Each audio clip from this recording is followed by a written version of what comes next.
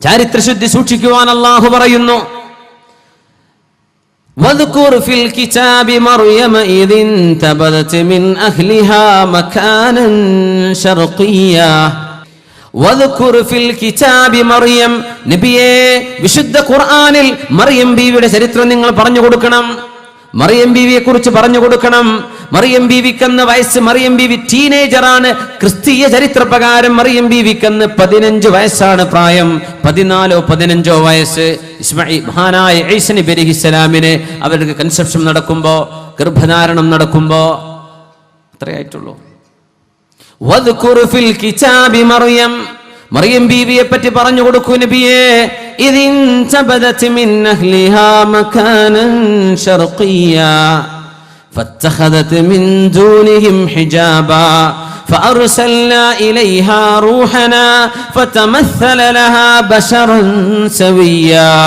മറിയം ബീവി കുളിച്ചു വൃത്തിയായി വരുമ്പോ ഫതമസ്സല ലഹാ ബശറൻ സവിയ്യ, നല്ല പൂർണ്ണ ആകാര സൗന്ദര്യമുള്ള ഒരു ചെറുപ്പക്കാരനായി. ഫഅർസൽനാ ഇലൈഹാ റൂഹനാ, റൂഹുൽ അമീൻ മഹാനായ ജിബ്രീൽ അലൈഹിസ്സലാത്തു വസ്സലാം, ബശറൻ സവിയ്യ, നല്ല good looking handsome young man, വളരെ മനോഹരമായ ചെറുപ്പക്കാരനായി, സൗന്ദര്യമുള്ളൊരു ചെറുപ്പക്കാരനായി, സുമുഖനായി പ്രത്യക്ഷപ്പെടുകയാണ്. ഖാലത്ത്, ബീവി പറഞ്ഞു, വഴിയിലൂടെ പോകുന്ന ഒരു ചെറുപ്പക്കാരൻ മുമ്പിൽ ഇടപെടുന്നു. ഖാലത്ത്, മറിയം ബീവി പറഞ്ഞത് പറഞ്ഞു കൊടുക്കണം നബിയേ. വദ്കുർ ഫിൽ കിതാബി മറിയം, മുസ്ലിമത്തുകളായ പെണ്ണുങ്ങൾക്ക് ഖുർആനിൽ നിന്ന് ആശയം പഠിപ്പിച്ചു കൊടുക്കണം നബിയേ. ഇത് തഅബ്ബുദ് തത്ബീഖാണ്, ജീവിതത്തിൽ പകർത്താനുള്ള ഇബാദത്താണ്. ഖുർആനുമായി പറഞ്ഞു കൊടുക്കണം നബിയേ. പെണ്ണുങ്ങൾ ഇത് കേൾക്കണം, ആണുങ്ങളും ഇതറിയണം. ഖാലത്ത്, ചെറുപ്പക്കാരനെ കണ്ടപ്പോ, ടീനേജറാണ് മറിയം ബീവി, ഒരുപക്ഷെ നമ്മുടെ +2 കുട്ടികളുടെ പ്രായം അല്ലേ, അത്രയല്ലേ ആയിട്ടുള്ളൂ. ആ സമയത്ത് ഒരു ചെറുപ്പക്കാരനായ ആള് മുമ്പിൽ പെട്ടപ്പോൾ പറയുന്നത്, ഇന്നി അഊദു ബിർറഹ്മാനി മിൻക്, കാരുണ്യവാനായ അല്ലാഹുവിനെ ഞാൻ ഓർക്കുന്നു. അല്ലാഹു എനിക്ക് ഒരുപാട് ഉപകാരം ചെയ്തവനാണ്. അല്ലാഹു എനിക്ക് കരുണ ചെയ്ത റബ്ബാണ്. ആ റബ്ബിൽ മുൻനിർത്തി കാവൽ ചോദിക്കുന്നു അല്ലാഹുവിനോട്, നിന്നിൽ നിന്ന് നീ എന്നെ ഉപദ്രവിക്കല്ലേ. ഇൻ കുൻത തഖിയ്യാ, നീ അല്ലാഹുവിനെ ഭയപ്പെടുന്നുണ്ടോ, നീ അല്ലാഹുവിനെ പേടിക്കുന്നുണ്ടോ എന്ന് ആ ചെറുപ്പക്കാരനോട് മറുപടി പറഞ്ഞ മറിയം ബീവിയെ കുറിച്ച് നബിയേ ഉമ്മത്തികൾക്ക് പറഞ്ഞു കൊടുക്കണം. വദ്കുർ ഫിൽ കിതാബ്, ഖുർആനിൽ മറിയം ബീവിയുടെ ഫിൽ കിതാബി മറിയം, മറിയം ബീവിയുടെ ചരിത്രം പറഞ്ഞു കൊടുക്കണം നബിയേ. എന്താണ് ആ ചരിത്രം? ഏതെങ്കിലും ഒരു ചെറുപ്പക്കാരന്റെ മെസ്സേജ് വരുമ്പോഴേക്കും അങ്ങോട്ട് തിരിച്ചൊരു ടെക്സ്റ്റ്, എനിക്ക് അങ്ങോട്ട് സ്നേഹമാണെന്ന് ഒരു ചെറുപ്പക്കാരന്റെ വേദന എന്റെ മുമ്പിൽ അനുഭവം ആ ചെറുപ്പക്കാരൻ പറഞ്ഞു. സുബ്ഹാനല്ലാഹ്, സ്ട്രേഞ്ചേഴ്സുമായി പരിചയപ്പെടാനുള്ള ചില ചാറ്റിംഗ് ചാനലുകളൊക്കെ ഉണ്ടെന്ന് കേട്ടത്. സ്ട്രേഞ്ചറുമായിട്ട്, ഫേസ്ബുക്ക് പോലെ തന്നെ, ഫേസ്ബുക്കിന് ഫ്രണ്ട്സ് എന്ന് വെക്കാം. സ്ട്രേഞ്ചറായി കിട്ടേണ്ടത്, പരിചയമില്ലാത്തവരെ പറ്റി പരിചയപ്പെടാൻ. ആ ചെറുപ്പക്കാരൻ വഞ്ചിക്കപ്പെട്ടു പോയി. മുസ്ലിമായ ചെറുപ്പക്കാരൻ, മുസ്ലിമീങ്ങൾ താമസിക്കുന്ന പ്രദേശത്ത് ജീവിച്ചവൻ, നമ്മുടെ കേരളക്കരയിൽ ജീവിച്ച ചെറുപ്പക്കാരൻ വഞ്ചനയിൽപ്പെട്ടു പോയി. എന്തേ? ഒരു ടെക്സ്റ്റ് വന്നതാ, ലവ് മെസ്സേജ്, സ്നേഹത്തിന്റെ വാക്കുകൾ. അവൾ ക്രിസ്ത്യാനിയായ പെണ്ണാണ്. സുബ്ഹാനല്ലാഹ്, ആ ഒരു ബന്ധം, പൈശാചിക ബന്ധം കൂടി കൂടി കൂടി വന്ന് വ്യഭിചാരം വരെ സംഭവിച്ചു കഴിഞ്ഞു. അസ്തഗ്ഫിറുല്ലാഹ്. അല്ലാതെയും അല്ലാഹു ചെറുപ്പക്കാരന് പുറത്തു കൊടുക്കട്ടെ, അള്ളാഹു ഹിദായത്ത് കൊടുക്കട്ടെ, അള്ളാഹു നന്നാക്കി കൊടുക്കട്ടെ. പെണ്ണ് ക്രിസ്ത്യാനി, നല്ല മാപ്പിള ചക്കൻ, സ്ട്രേഞ്ചറുമായി പരിചയപ്പെട്ടതാ.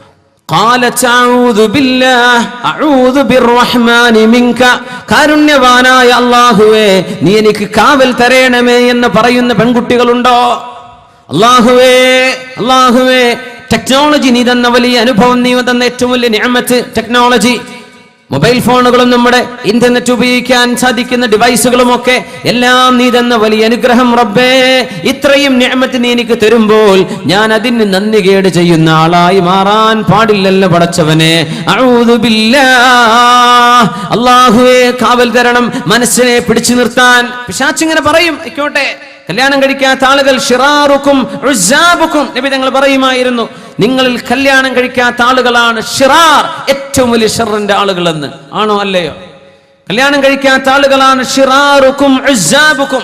നിങ്ങളിൽ ഏറ്റവും കൂടുതൽ ഷർറ് ചെയ്യുന്ന ആളുകൾ നിങ്ങളിൽ വിവാഹം ചെയ്യാതെ നടക്കുന്നവരാ. പ്രായമായിട്ട് സൗകര്യമുണ്ടായിട്ട് വിവാഹം വേണ്ടെന്ന് വെക്കുന്നവർ, ആണായാലും പെണ്ണായാലും ഏറ്റവും മോശപ്പെട്ട ചിന്തകൾ അവരുടെ തലയിലാ വരുന്നത്. ഏറ്റവും മോശപ്പെട്ട പ്രവൃത്തികൾ അവരിൽ നിന്നാ വരുന്നത്. ആര് പറഞ്ഞു? മുഹമ്മദുർ റസൂലുള്ളാഹി സ്വല്ലല്ലാഹു അലൈഹി വസല്ലം.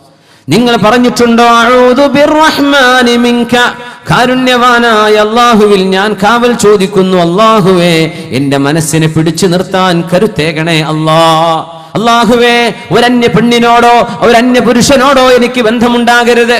സംസാരമോ ടെക്സ്റ്റുകളോ അതുപോലെ തന്നെ ചാറ്റിങ്ങോ ഒരു തരത്തിലുമുള്ള ഇമോഷണൽ എക്സ്ചേഞ്ചുകൾ ഒന്നുമേ പാടില്ലല്ലോ. അല്ലാഹുവേ നീ കാവൽ തരണേ എന്ന് പ്രാർത്ഥിക്കാറുണ്ടോ ചെറുപ്പക്കാർ? മറിയം ബീവി പറഞ്ഞു, ഇൻ കുൻത തഖിയ, നീ അല്ലാഹുവിനെ ഭയപ്പെടുന്നുണ്ടോ? മക്കായിലേക്ക് വന്നു. മിർസദ് ഇബ്നു അബീ മിർസദ് റളിയല്ലാഹു അൻഹു മദീനയിൽ നിന്ന് വന്നതാണ്. മക്കയിലെ അടിമകളെ കെട്ടഴിച്ചു കൊണ്ടുപോകുന്ന ആളാണ് മിർസദ് റളിയല്ലാഹു അൻഹു. കെട്ടഴിച്ചു മദീനയിലേക്ക് രക്ഷപ്പെടുത്തുന്ന സ്വഹാബി. അങ്ങനെ മക്കയിൽ വന്നു. മക്കയിൽ നിന്ന് മദീനത്ത് നിന്ന് മക്കയിലേക്ക് എത്തണമെങ്കിൽ എത്ര കിലോമീറ്റർ? Around 500 kilometres. ഇന്ന് മക്കയിൽ നിന്ന് മദീനയിലേക്ക് എക്സ്പ്രസ് ഹൈവേ ബസ് ഓടുന്ന റൂട്ട് തന്നെ 450 കിലോമീറ്ററാണ്. സ്ട്രൈറ്റ് റോഡ് വെച്ചിട്ട്. അത് കുന്നും മലയ്ക്കാണെങ്കിൽ 500-600 കിലോമീറ്റർ ആവും.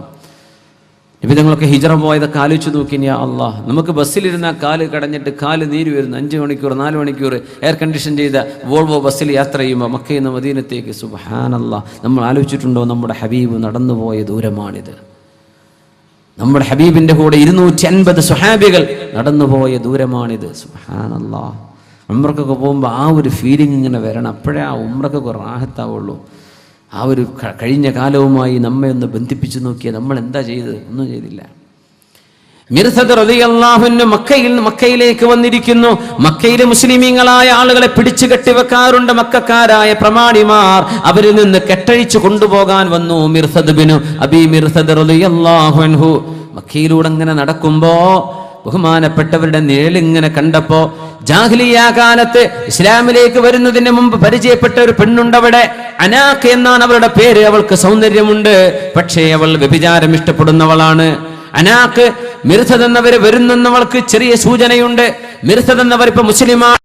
മിർസദ് റളിയല്ലാഹു അൻഹു മക്കായിലെ ആ മതിലുകളുടെ വഴികൾക്കിടയിലൂടെ അങ്ങനെ ചെറിയൊരു നിലാവെളിച്ചമുള്ള രാവിൽ അവിടുത്തെ മുസ്ലിമീങ്ങളായ അടിമകളെ കെട്ടഴിച്ച് രക്ഷപ്പെടുത്താൻ വേണ്ടി വന്നപ്പോ അനാഖ് ചോദിച്ചു, മൻഹു, ആരാണത്?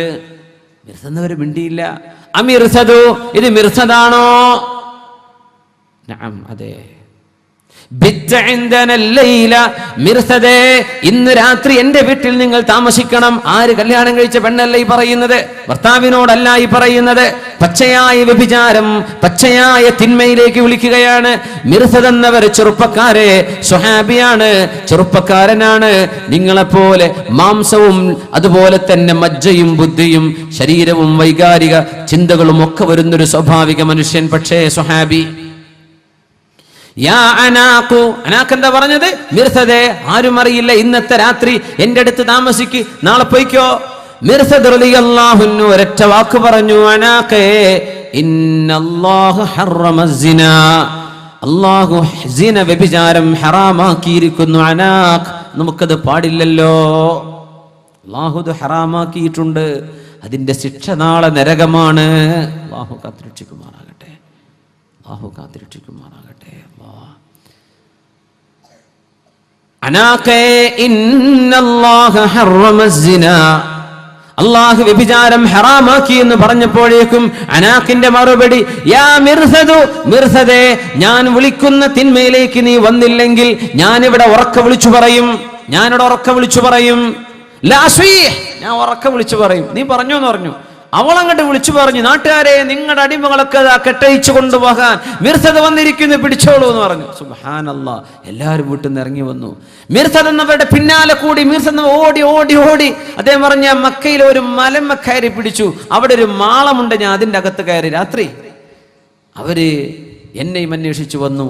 അള്ളാഹു അവർക്ക് എന്നെ കാണിച്ചു കൊടുത്തില്ല. ഞാൻ ഗുഹയ്ക്ക് കയറുന്നവർ കണ്ടിട്ടുണ്ട്, പക്ഷെ അവരെന്നെ പിടിക്കാൻ വന്നില്ല. അദ്ദേഹം പറഞ്ഞു, അവരെല്ലാവരും കൂടി എൻ്റെ തലയ്ക്ക് മൂത്രമൊഴിച്ചു. മേലെ നിന്നിട്ട്. പക്ഷെ കാണാൻ പറ്റണില്ല, ആളവിടെ ഉണ്ടെന്ന് ഓൽക്കറിയാം, ആളെ കാണില്ല. അദ്ദേഹം പറഞ്ഞു, അതൊക്കെ വൃത്തിയാക്കി, അവരൊക്കെ പോയി കഴിഞ്ഞപ്പോൾ ഒന്ന് വൃത്തിയായി ഒന്ന് കുളിച്ച് ഞാൻ വാക്ക് കൊടുത്ത മുസ്ലിമീങ്ങളൊക്കെ കെട്ടഴിച്ച് കൊണ്ടുപോകാണ്. മദീനയിലേക്ക് പോകുമ്പോൾ മനസ്സിലിങ്ങനെ ഓർമ്മ വരുന്നുണ്ട് അനാക്കിനെ കുറിച്ച്. മുമ്പത്തെ പഴയ ലവ് സ്റ്റോറി അങ്ങനെയുണ്ടല്ലോ. പൊന്നു ചങ്ങാതിമാരെ സഹോദരന്മാരെ പ്രേമം ഉള്ളതൊക്കെ നിർത്തിക്കോളി, അള്ളാഹുവിനോട് തൗബ ചെയ്ത് മടങ്ങിക്കോളി. നിങ്ങൾ പ്രേമിച്ചോളി നിങ്ങളെ ഭാര്യമാരെ സ്നേഹിച്ചോളി നിങ്ങളെ ഭർത്താക്കന്മാരെ. പ്രേമം കൊണ്ട് തുടങ്ങിയ ഒരു കല്യാണത്തിൽ ചെന്നാൽ ആ വിവാഹത്തിൽ അള്ളാഹു വിജയം തരൂല. മനസ്സമാധാനവും മാനസിക ഉല്ലാസവും അള്ളാഹു നിഷേധിക്കും. അത് അള്ളാഹുവിൻ്റെ രീതിയാണ്.